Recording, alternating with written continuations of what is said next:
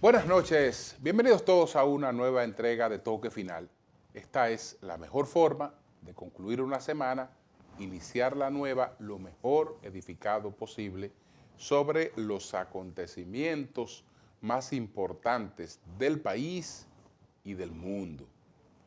El pasado miércoles, el presidente Abinader emitió un mensaje en su cuenta de Twitter dando constancia con alborozo, ¿no? Contento de que él se había comunicado con el presidente Xi Jinping, el presidente de la República Popular China. Y lo que dijo el presidente Abinader fue lo siguiente: acabo de conversar con el presidente de China, Xi Jinping, sobre las relaciones bilaterales de nuestros países. Le agradecí de manera especial el permitir la exportación de las vacunas ARD. También hablamos de incrementar el intercambio comercial y las exportaciones desde República Dominicana. Muy bien, pues, presidente, por este contacto con el presidente Xi Jinping, porque los dominicanos estamos vacunados y nos estamos vacunando gracias a la vacuna china, la vacuna de Sinovac, que la OMS pues ya también la ha certificado. De manera que el que está vacunado con Sinovac puede viajar a cualquier parte del mundo sin impedimento, porque ya esta es una de las vacunas oficialmente reconocida por por la Oficina Mundial de la Salud. Entonces, esto es gracias a las relaciones diplomáticas con China. Además, entonces, de agradecer al presidente Xi Jinping, desde luego que también hay que agradecer al expresidente Danilo Medina, que fue el hombre que tuvo el coraje de dar un paso que este país tenía que dar desde hace tiempo y no se había dado por temor a reacciones de parte de los Estados Unidos. Entonces, Danilo Medina, sin olvidarse de que Estados Unidos es un socio comercial, el principal importante, y en materia de política exterior, apegándose a la coordinación, a los lineamientos de Estados Unidos, como ocurrió con el caso, por ejemplo, frente a Venezuela.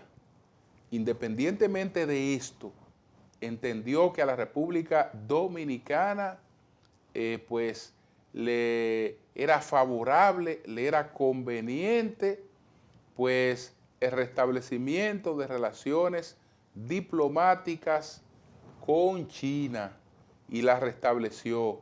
Se convirtió en el primer presidente dominicano que visita oficialmente a China. Eso ocurrió en noviembre del año 2018. Y yo, que tuve la oportunidad de acompañarle en este viaje, soy testigo de lo que dijo el presidente Xi Jinping, que se tradujo para todos los presentes. Le dijo al presidente Danilo Medina, en un acto de oficialización de las relaciones: presidente, a partir de hoy, dígale al pueblo dominicano que cuentan con la amistad de más de 1.300 millones de chinos.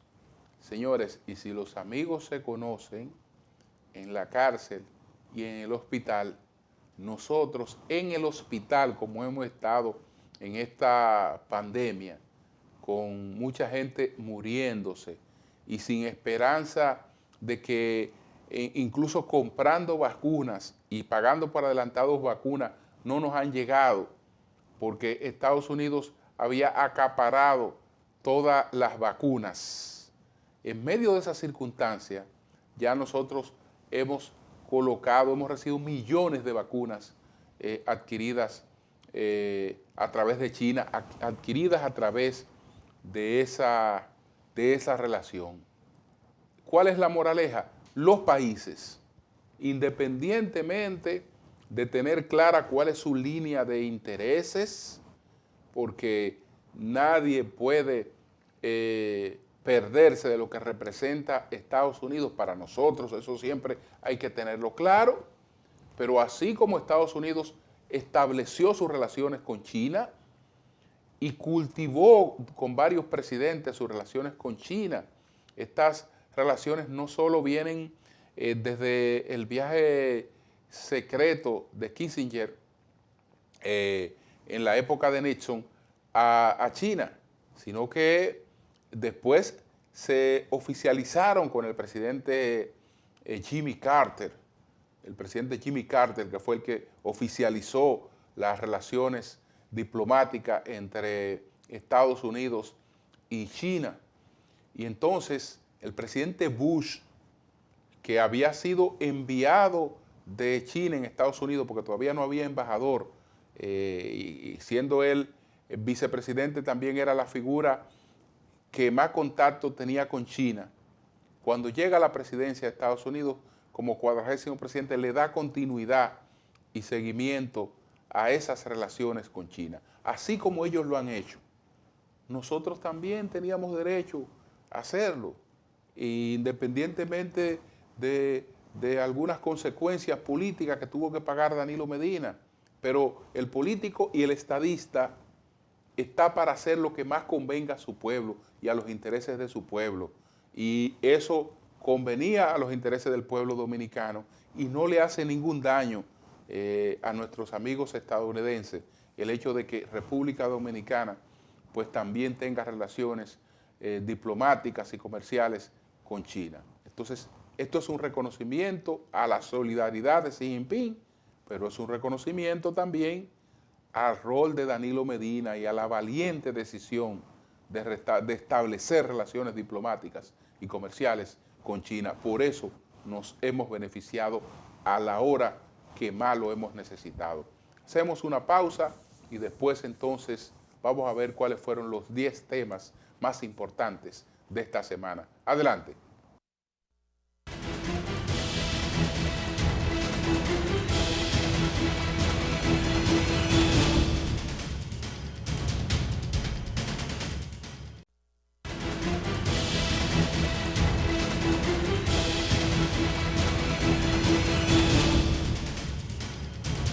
Bueno, ustedes saben que esta semana se denunció una supuesta trama contra la procuradora fiscal Jenny Berenice. Inmediatamente algunos comunicadores como Uchi Lora dijeron que esa trama venía de personas que estaban siendo investigadas por corrupción y se relacionó esto inmediatamente con el caso Coral. Pero lo de la trama tenía escasa consistencia y por eso la Procuraduría General de la República emitió un documento, pero se distanció de esa denuncia, porque no habla de trama contra nadie, sino habla de cosas que pudieran poner en peligro la investigación y es genérica en ese comunicado al decir que los fiscales que investigan casos de corrupción pues saben que corren riesgo, pero lo hace en sentido general, no se refiere de manera particular porque parece que el asunto se manejó de manera incorrecta.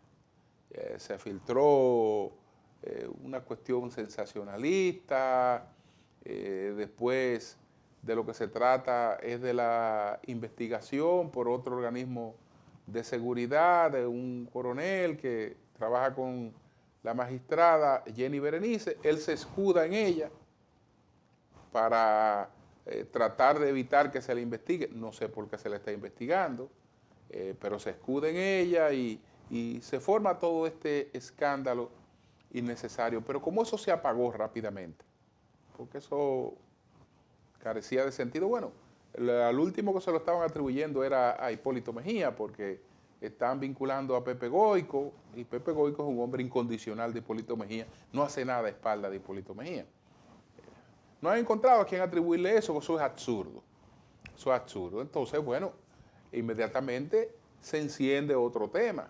El tema que se enciende son las acusaciones ahora contra Víctor Gómez Casanova, porque hay que mantener siempre el fuego bien activo.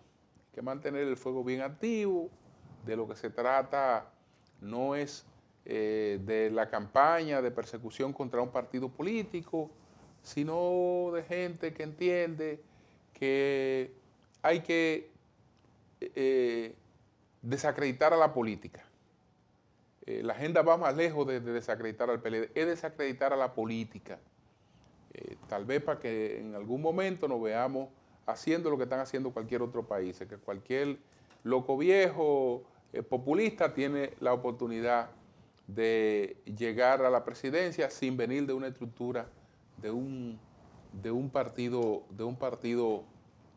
político. Entonces ahí ya vimos esta semana esa denuncia que parten de un informe preliminar. Y siempre que las cosas se hacen así, hay riesgo de plantear una serie de cosas que resultan escandalosas, pero que no se han contestado, no se han verificado, porque son muy unilateral y a la hora del expediente entonces ya uno ve la inconsistencia. Señores, vamos a ver cuáles fueron los 10 temas más importantes de esta semana. Adelante.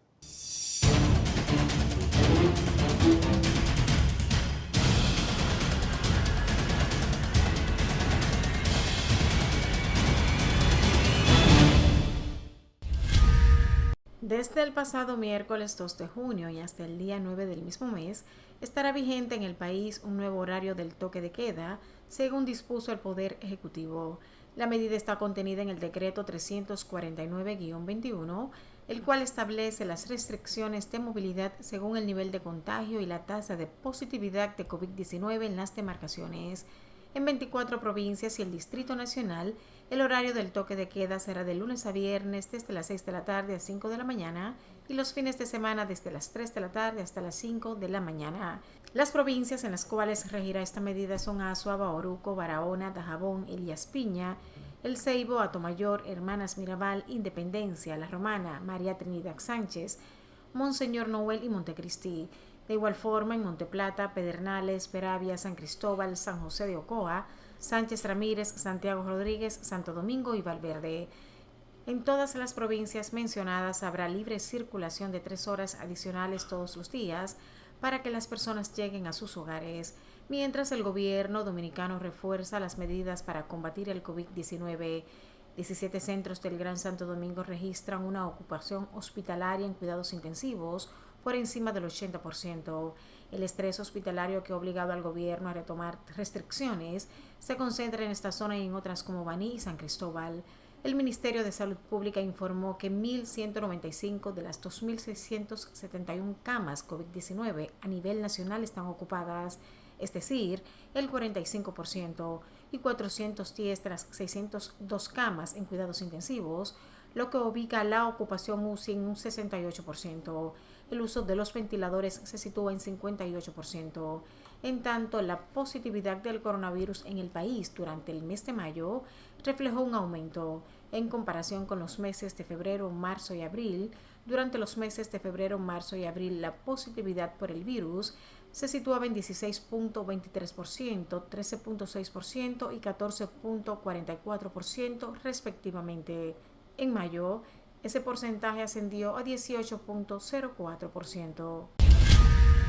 Luego de las críticas al gobierno dominicano por reconocer que Haití no está desviando el río Masacre y que los trabajos son para una obra de toma y no una desviación del cauce del afluente binacional, el ministro de Relaciones Exteriores, Roberto Álvarez, manifestó que la Comisión de República Dominicana no asistirá al diálogo con Haití hasta que esa nación no declare públicamente que ha paralizado la construcción del canal en el río Masacre.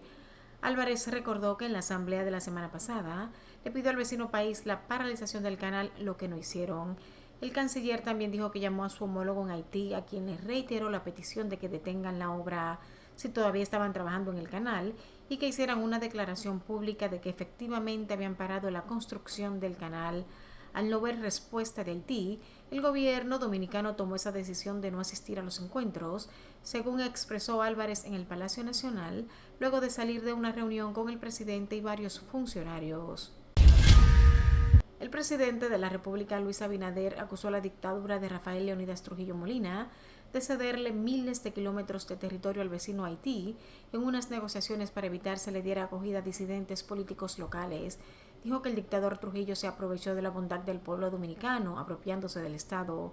Atacó toda resistencia, acallando las voces disidentes y condenó al ostracismo a quienes no quisieron sumarse, dijo el mandatario dominicano.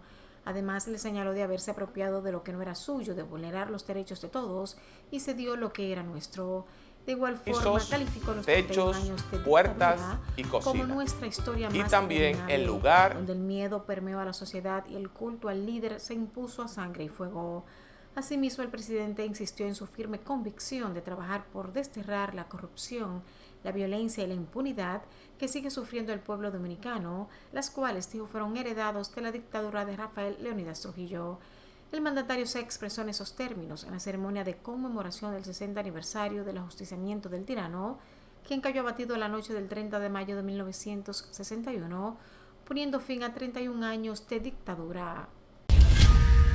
Los periodistas Uchilora, Edith Febles y Gustavo Olivo denunciaron un supuesto plan para atentar contra la directora de persecución de la Procuraduría General de la República, Jenny Berenice Reynoso. Aseguraron que en la trama hay altos oficiales militares vinculados de la Fuerza Aérea y la Armada de la República Dominicana. También hablaron de 3 personas detenidas, mientras el Ministerio Público confirmó acciones que comprometían la seguridad de las diligencias que se realizan en el caso de corrupción Operación Coral, pero no especificó si esto comprometía la seguridad de la Procuradora Adjunta Jenny Berenice Reynoso, como se denunció. La Procuradora General de la República, Miriam Germán Brito, dijo en un comunicado de prensa que las acciones detectadas están en investigación y que se informará a la ciudadanía de manera oportuna y prudente para evitar entorpecerlas. Los fiscales que aportan su tiempo y su pericia a la lucha contra la corrupción administrativa son conscientes del desafío que enfrentan y se mantienen trabajando sin que ningún incidente o acción haya detenido sus indagatorias en los distintos casos bajo investigación, agregó. De su lado, Daniel Alcántara consideró que no existe trama alguna para atentar contra la magistrada Jenny Berenice Reynoso y que los militares apresados fueron liberados porque de lo que se trató es que estos investigaban a un coronel que, según se ha informado, asiste a la magistrada Jenny Berenice Reynoso. El periodista indicó que la investigación concluyó y dijo que no es cierta la versión de que había una trama contra la funcionaria judicial. En un documento al que denominaron Observatorio por un Justo Proceso, los juristas Eduardo Jorge Prats, Luis Díaz, Francisco Franco, Julio Curi, Emery Colombi Rodríguez, Luis Ernesto Peña, Carlos Julio Martínez, entre otros, se quejaron del tratamiento dado por la Procuraduría General de la República en las informaciones relacionadas a los casos de investigación que lleva en curso dicha Procuraduría. En el documento, los abogados indican que ha provocado gran alarma social la reiterativa actitud asumida por el órgano del sistema de justicia responsable del asunto en perjuicio de la esfera de derechos de investigados y procesados, desconociendo que el constituyente no solo le encargó la persecución del delito, sino también la protección efectiva de los derechos y garantías fundamentales de todos los ciudadanos. De acuerdo a los letrados del derecho, este informe tiene como propósito advertir la forma con la que el Ministerio Público ha abordado el principio de la inocencia, baluarte del Estado de Derecho, con un marcado empobrecimiento del contenido de los derechos al honor, dignidad y debido proceso. Dicho órgano ha estado relativizando no pocas garantías procesales para darle paso a la construcción del derecho penal del enemigo. En el documento indican que la filtración interesada a medios de comunicación de documentos con carácter reservado concernientes a recientes indagatorias del Ministerio Público se ha convertido en norma. La distribución de informaciones vedadas a terceros se ha verificado en las investigaciones llevadas a cabo con motivo del alegado fraude a la Lotería Nacional, los bizcochos con marihuana enviados al campamento a favor de las 3 causales del aborto, el caso Faña, las denominadas operaciones Antipulpo, Caracol y Coral, y más recientemente en la pesquisa encaminada a raíz del presunto atentado a una procuradora adjunta. Es de todo crucial recordar que la Constitución brinda protección a los derechos fundamentales y su consagración escrita justamente constituye la garantía normativa de los mismos, por lo que la filtración de documentos, los juicios paralelos, la encolerización de sectores sociales para que ejerzan un efecto concreto sobre los tribunales y consecuentemente para que se vulnere el derecho a un juez imparcial a fin de lograr la imposición de prisión preventiva como pena anticipada, no tienen ni tendrán jamás cabida en nuestro ordenamiento constitucional ni legal. La administración de Punta Catalina negó la entrada a ese parque energético a la Comisión de Medio Ambiente del Senado de la República, que realizaría un descenso sobre la deposición de las cenizas que genera esta planta a carbón. Los senadores llegaron alrededor de las 8 de la mañana a Punta Catalina en el interés de hacer un recorrido en su interior para indagar acerca de la posible contaminación de este parque energético y sus cenizas al medio ambiente en esta demarcación sureña. Luego de una espera de casi 2 horas frente a la puerta de entrada a esta planta, se les comunicó a los senadores que no les permitiría entrar por carecer de la autorización requerida de la administración. La comisión la integran los senadores Héctor Acosta de Monseñor Noel, quien la preside, Lenín Valdés, Antonio Marte y Milciades Franjul. Un cordón militar que reforzó la seguridad a la entrada del parque energético impidió el paso de los senadores. La Dirección General de Aduanas dejó iniciado formalmente el proceso de despacho de mercancías en 24 horas en un acto que contó con la presencia del empresariado y el presidente Luis Abinader, quien destacó que este es un día trascendental para República Dominicana. El servicio de despacho en 24 horas consiste en la salida de mercancías de los puertos del país en un plazo no mayor a 24 horas y según fue mostrado el proceso se ha logrado hasta en 12 horas, previo cumplimiento de los requisitos por parte de los importadores. Para su implementación se inició con un piloto de 40 empresas que permitió que el 100% de estas compañías despacharan sus mercancías en menos de 24 horas. El director general de aduanas, Eduardo Sanz Lobatón, destacó que hoy día hay más de 2.500 empresas ya registradas y se ha llevado a que las pequeñas empresas se puedan clasificar operador económico autorizado con el OEA simplificado y el OEA MIPYMES, cosa que antes no ocurría, para que las pequeñas empresas puedan despachar también en 24 horas. Sanz Lobatón expresó que a través del despacho en 24 horas se proyecta que para 2021 la cadena de logística dominicana ahorrará alrededor de 500 millones y para 2022 cerca de 1.300 millones de pesos. Sostuvo que antes de iniciar el proyecto en enero de este año, solo 322 empresas estaban despachando su carga en 24 horas. Hoy día, 946 empresas están despachando en 24 horas, lo cual evidencia un crecimiento de 193% en tan solo 4 meses. El dirigente político Guido Gómez Mazara depositó una denuncia formal contra Víctor Gómez Casanova, a quien acusa de haber cometido corrupción administrativa durante su gestión como titular de la Autoridad Portuaria Dominicana, Apordón.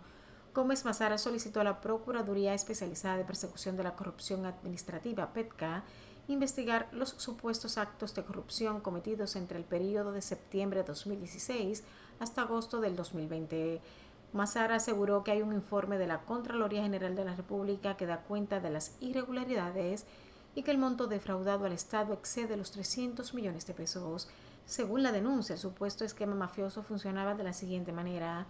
En Autoridad Portuaria había 2 nóminas ascendentes a un total de 311.144.233,99 y en la misma, supuestamente, había personas registradas cobrando un salario, pero los beneficiarios finales de dichos dineros eran otras personas. Gómez Mazara también suministró a la PETCA el supuesto historial del uso indiscriminado de los gastos de tarjetas de crédito, con gastos mensuales astronómicos que alcanzaron niveles de consumo de más de 7 millones de pesos y el 57% de los montos fueron gastados en restaurantes. Mártires Paulino Castro fue ultimado el sábado de la pasada semana en horas de la noche mientras se encontraba con Luis Antonio Cordero, alias Tony, muerto también en el hecho tras ser alcanzado por una bala de un individuo que hasta el momento no ha sido identificado por las autoridades. De acuerdo con su expediente judicial, el romanense había sido extraditado a Estados Unidos en el año 2001, donde lo condenaron a 94 meses de prisión por narcotráfico.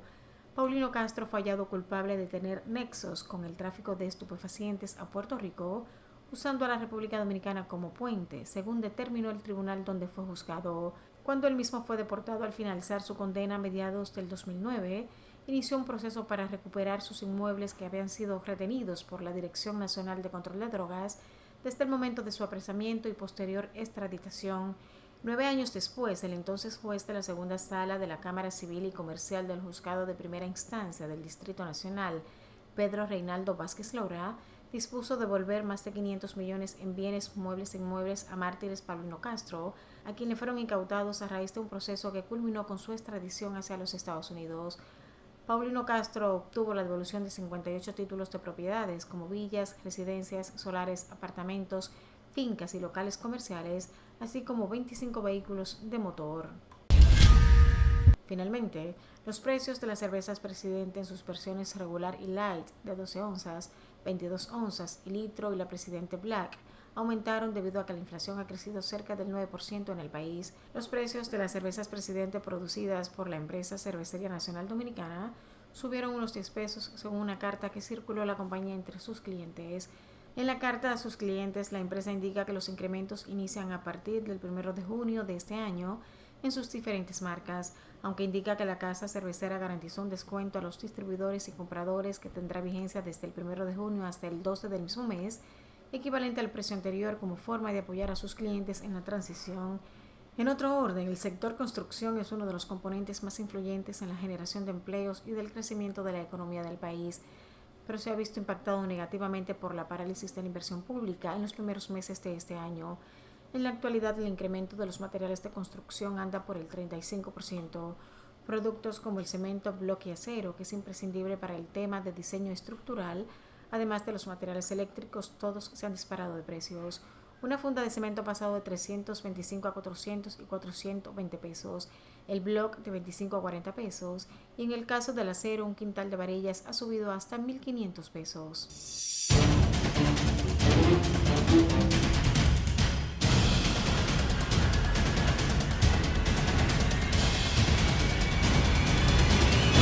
Vamos a una pausa, retornamos en breve.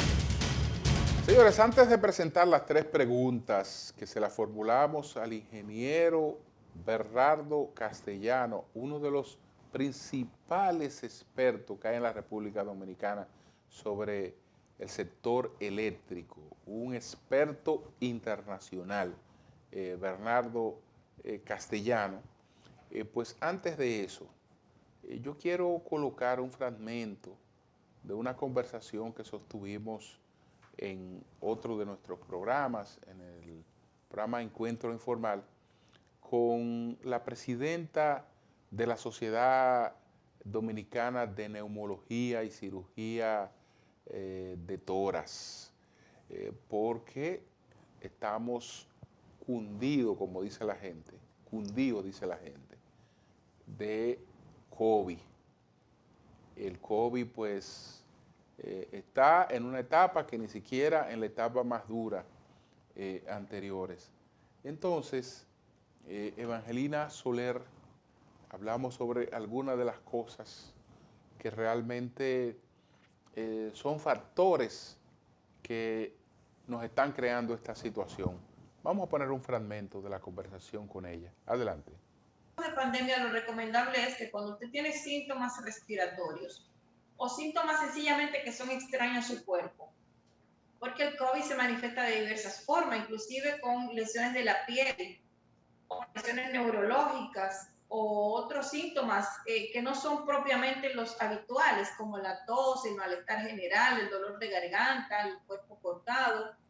El paciente debe de inmediato acudir a un especialista, que puede ser un internista, que puede ser el neumólogo, que puede ser el infectólogo, porque cuando la positividad es tan alta, lo correcto y sano es que si tú tienes síntomas extraños en tu cuerpo, tú acudas donde un profesional que pueda decirte, mira, es probable que tú tengas COVID, vamos a hacer esta prueba, o lo descartamos de plano, que tú no tienes posibilidades por múltiples razones, pero es un profesional que te va a dar la orientación correcta.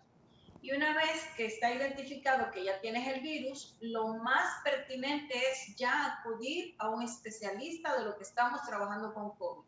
Porque uno puede estratificar ese paciente, categorizarlo, y sabemos ya los pacientes que tienen mayores riesgos de complicarse, como los hipertensos, los diabéticos, los pacientes que tienen ya otras condiciones, por ejemplo, los fumadores, los obesos, son personas que ya se han identificado con mayor riesgo de progresión de la enfermedad, mayor riesgo de tener un COVID que pueda llevarle a hospitalizar o inclusive la muerte. Entonces uno tiene un comportamiento diferente y logra uno tipificarlo, hacer una fenotipificación de ese grupo de pacientes. He observado con la juventud es que como ellos no tienen tantos síntomas por tener un cuerpo sano y joven, ellos continúan compartiendo con otras personas, y cuando la positividad es tan alta, pues es muy probable que tú te encuentres con otra persona que esté en igualdad de condiciones tuya. Entonces ya tú tienes el virus dentro del organismo, pero te relacionas con otra persona que también tiene el virus y te comparte la carga viral de esa persona. Entonces, a mayor carga viral, más agresividad de un organismo que está experimentando una respuesta inflamatoria por un primer virus. Se encuentra con un segundo virus y quién sabe si más, y eso afecta desde el punto de vista de respuesta del organismo, porque el organismo produce más desorden inflamatorio y mayor agresividad y mayor progresión. Y otro componente es que una parte de la población está con una malnutrición o está consumiendo algún tipo de bebida, sobre todo fumando, alcohol, mezclado con tabaco, con juca. Entonces son componentes que en nada beneficia y puede hacer que ese cuerpo, que a pesar de que está joven, se encuentre en un escenario que no le favorece. Lo que se está viendo ahora es una cosa totalmente contraproducente. La gente utiliza estos días para aglomerarse, para juntarse más que nunca. O sea, es una cosa increíble. Los escenarios que no veíamos antes, lo estamos viendo ahora. Tú cruzas por la zona universitaria en la Sarasota con Winston Churchill y eso es penoso. Eso espanta a la juventud, cómo se mezcla. Tú cruzas por la Gustavo Mejía Ricard y tú ves los bares llenos de personas sin ningún distanciamiento, sin ningún protocolo, sin utilizar la mascarilla, y ni decirte en los pueblos y en los barrios. Y es muy penoso eso, porque ahora todos estamos vistos en la necesidad de que se cierren las actividades comerciales, de que haya un cierre en las actividades en horas de la noche, y todos estamos pagando la culpa de aquellos que irrespetuosamente violentaron esas medidas sanitarias propuestas y reconocidas que sí funcionan.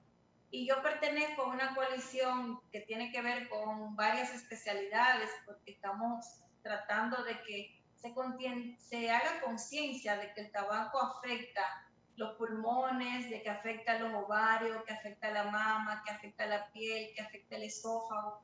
En fin, el cigarro afecta todo. Entonces, ¿cuándo no fumar? Pues yo te voy a dar una noticia que tal vez tú desconocías, Julio. Mira, una persona que se fuma 20 cigarrillos al día, en los próximos 10 minutos de haber terminado el último copazo de ese cigarrillo que se está fumando, la oxigenación comienza a mejorar. Esa oxigenación que se había mermado en esos momentos que esa persona está fumando, 10 minutos después del cese, mejora la saturación de oxígeno de esa persona, la cantidad de oxígeno que tienen las arterias. Y el tabaco, desde que tú dejas de fumarte uno solo, o sea, te fumas 20 y te fumas 19, ya con eso tú estás ganando. O sea que dejar de fumar es importante desde el primero que dejas de fumarte. O sea, iniciaste hoy y ya mañana no fumas, excelente. Porque te evita el riesgo de engancharte en un vicio. La nicotina es de las drogas más adictivas que tiene el centro del locus cerebeloso, que es donde se produce esa adicción. Entonces, una persona que se fumó un cigarrillo, se vio tentado al segundo y dice no, desde ya eso es importante.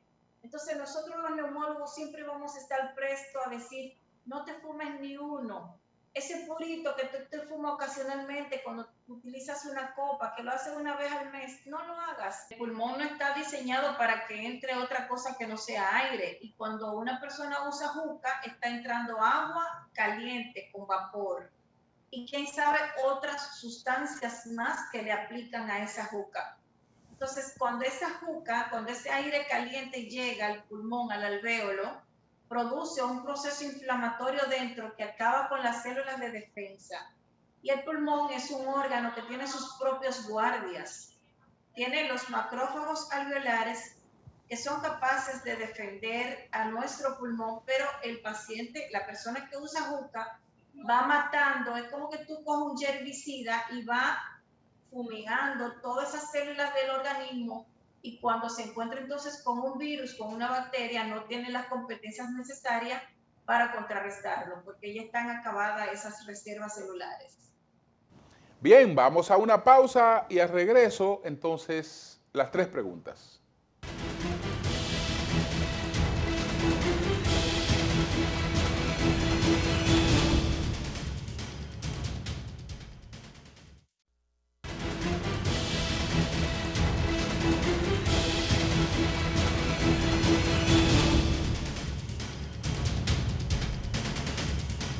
Bueno, hay una comisión de liquidación de la CDEE que se empecinó incluso en poner una fecha para el 31 de este mes para cese de las actividades operativas de la CDE sin tener poder legal para hacer eso. Entonces, nuestras 3 preguntas se las formulamos al ingeniero Bernardo Castellano sobre este proceso de supuesta liquidación de la CDE y la legalidad y lo que esto implica. Adelante.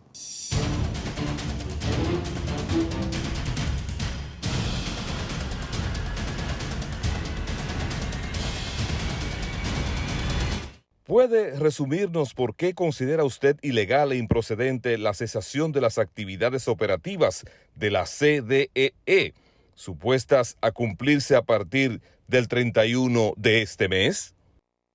Bueno, fíjate, aquí hay unos aspectos legales que son, hay que analizarlos más detenidamente por los abogados. Y ya Julio César de la Rosa de Adolfo ha planteado la ilegalidad de todas las acciones de la Comisión de Liquidación de la CDE, y lo ha hecho con sustento jurídico porque él es abogado. Ahora, yo voy a plantear aquí cuáles son las inconsistencias que yo detecto y por qué considero que eso no procede. La CDE, su estructura administrativa orgánica, está regida por la Ley General de Electricidad y por los decretos 64702 y 64802, emitidos por el Poder Ejecutivo. En el 64802 se crea la figura del vicepresidente ejecutivo de la CDE y del Consejo de Administración de CDE. Si bien es cierto, el decreto que manda la liquidación de la CDE, que emitió el presente gobierno, que es el decreto 342-20, me parece, ese decreto en ningún momento elimina el decreto 64702 y 64802, o sea que esos decretos están vigentes. A pesar de que el decreto que plantea la liquidación de la CDE elimina la figura del vicepresidente ejecutivo de la CDE y del Consejo de Administración, el mandato explícito que establece ese decreto de la Comisión de Liquidación de la CDE no establece en ninguno de sus aspectos un cese de operaciones comerciales, sino que el objetivo es el cese es la liquidación, y la liquidación tienen que elaborar un reglamento y donde se planteen los procedimientos para la liquidación de la CDE y sugerir al Poder Ejecutivo las modificaciones a las leyes, en este caso la Ley General de Electricidad, para poder eliminar a la CDE y destruirla, porque la CDE se crea bajo el mandato de la Ley 12501, Ley General de Electricidad, en su artículo 138. En consecuencia, la Comisión de Liquidación de la CDE no fue apoderada por el Poder Ejecutivo para el cese de las operaciones comerciales de la CDE, ni siquiera para liquidar la CDE, sino para elaborar un reglamento de liquidación. Entonces, en ese sentido, luce que ellos han excedido sus funciones al ordenar el cese administrativo de las operaciones de la CDE. Y esto coincide más o menos con los planteamientos que ha planteado el licenciado Julio César de la Rosa Tiburcio de ADOCO. ¿Qué piensa de los contratos que serán traspasados a las sedes? Ha dicho el ministro de Energía y Minas, Antonio Almonte, que no impactará en la tarifa a los clientes. Eso es totalmente falso, porque en la actualidad esos contratos están firmados con la CDE y no con las distribuidoras. En consecuencia, el precio de energía que entra en la tarifa eléctrica es el precio al cual las distribuidoras compran esa electricidad a los generadores, pero la Ley General de Electricidad en su artículo 110 dice muy claramente, taxativamente y precisamente y de manera precisa que los contratos que tengan la distribuidora con los generadores tienen que ser el fruto de licitaciones públicas supervisadas por la Superintendencia de Electricidad, que es el regulador del sector eléctrico. Los contratos que ha firmado la CDE con estos generadores privados no cumplen con este requisito de la Ley General de Electricidad porque no fueron fruto de licitaciones, no fueron supervisados por la Superintendencia de Electricidad. En consecuencia, el traspaso es ilegal porque viola el artículo 110 de manera flagrante. Pero también habría una segunda ilegalidad al traspaso, al intento de traspaso de esos contratos. Y es que ese mismo artículo 110 plantea que las distribuidoras no pueden tener bajo contrato más del 80% de su demanda. Cuando tú traspases 38 contratos que hoy día no están en poder de la distribuidora, porque si vas a hacer un traspaso porque no lo tienen, porque si tuvieran en poder de la distribuidora no hay que hacer traspaso. Entonces, esos 38 contratos van a producir que la energía y potencia contratada de la distribuidora va a exceder el 80% tope que fija el artículo 110 de la ley, con lo cual tendríamos una segunda violación a la Ley General de Electricidad. En adición, el precio a que la CDE está comprando hoy día la energía a través de esos contratos con generadores privados está muy por encima del precio que hoy día compra la distribuidora la energía a través de contratos que tiene firmado fruto de licitaciones públicas supervisadas por la Superintendencia de Electricidad, como manda la ley, porque en esos contratos que tiene la CDE tenemos casos de energía solar contratada a 20 centavos de dólar, cuando las distribuidoras están comprando hoy energía a menos de 10 centavos. Tenemos contratos que están de energía solar y renovables que están firmados a 11,5 y 2,5 centavos de dólar.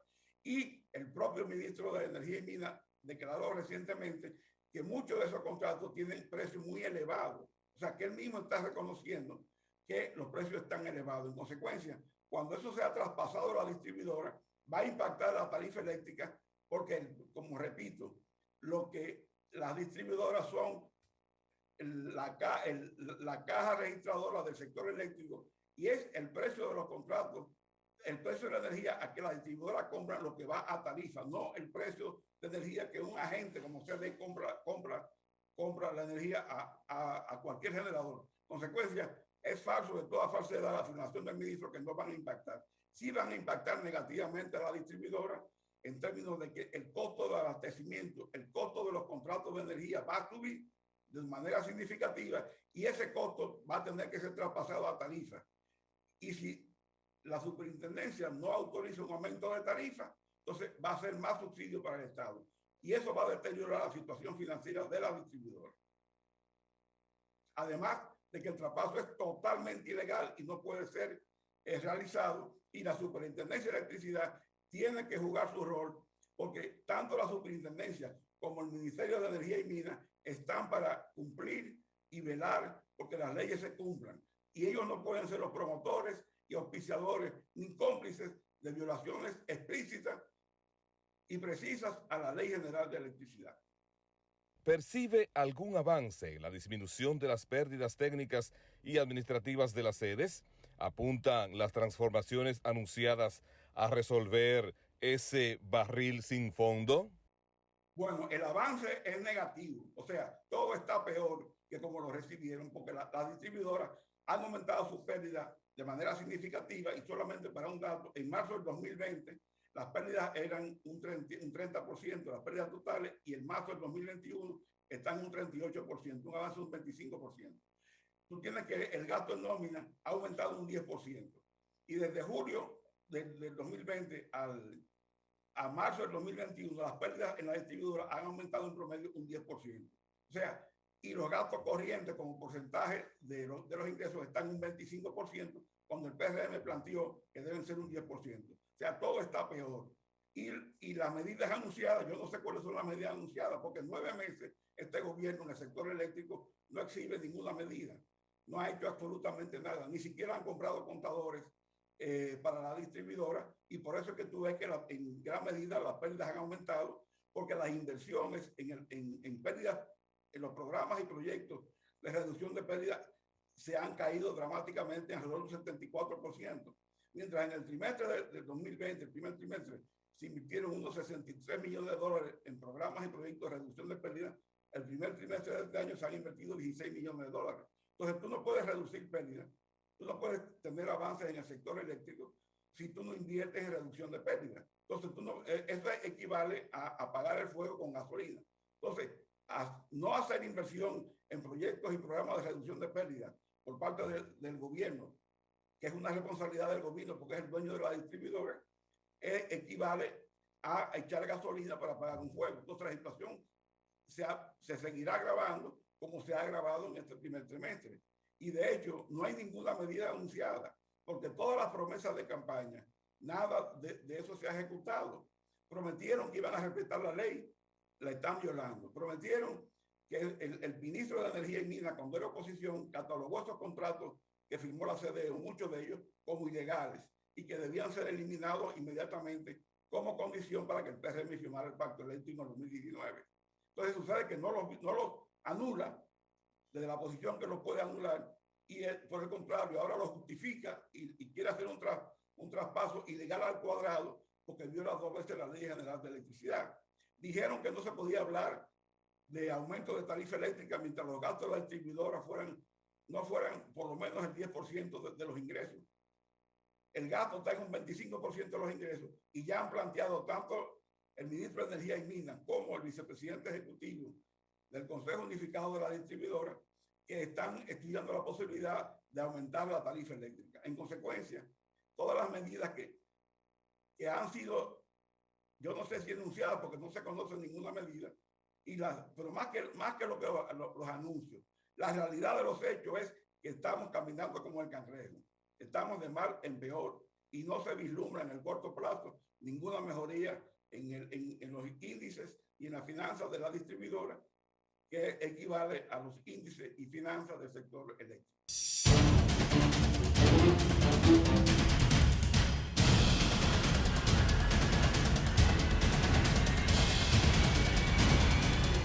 Vamos a una pausa, retornamos en breve.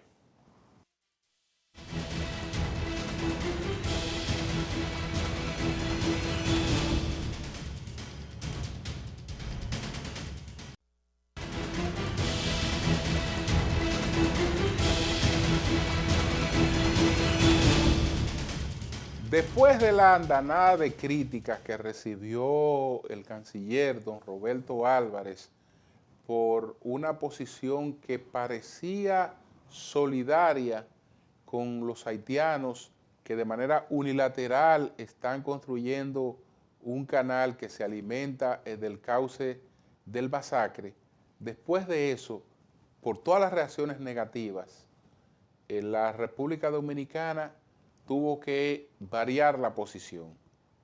Y entonces anunció que se retiraba de la comisión bilateral hasta que Haití no anunciara la paralización de la obra. Eso está bien, pero seguimos advirtiendo que no podemos quedarnos solamente en eso, porque ellos pudieran continuar la obra y ya después que la obra esté hecha, entonces sería inevitable como quiera que nosotros volvamos a la mesa de negociación, pero ya sobre un hecho que está consumado. Entonces hay que denunciar la violación al tratado fronterizo, tanto al de 1929 como al protocolo de revisión de 1936. Es mentira lo que el INDRI de este gobierno puso a decir a la Cancillería en un informe de que supuestamente habían varias obras hidráulicas de dominicanos, del gobierno americano, que se alimentaban del cauce del Masacre. La República Dominicana no tiene una sola obra que se alimente del cauce del Masacre. Eso lo explicó muy bien pues Osiris de León, que eso es falso. Lo explicó también el PLD en una rueda de prensa con el exdirector del INDRI, Olgo Fernández, ahí, desmintiendo categóricamente que no es verdad eso, que no es verdad eso. Entonces la República Dominicana tiene que mantener su postura sin vacilación en este caso, de no permitir eso, no permitir eso. La tradición es que Haití se tome de relajo los acuerdos con la República Dominicana. El propio presidente Abinader esta semana dijo que el dictador Trujillo le había hecho donaciones de terrenos a Haití. Eso fue verdad. Lo hizo para negociar el protocolo de revisión de 1936 y no solo le entregó tierra, también pagó para la firma de ese tratado. Y al ver que después de todo continuaban en las mismas violaciones, entonces eso dio origen a la violencia del 37. Pero en el 36 fue de manera pacífica, por métodos no sangrientos, que se llevó a cabo una negociación que después irrespetaron. Entonces, ahí están los precedentes históricos. Buenas noches a todos.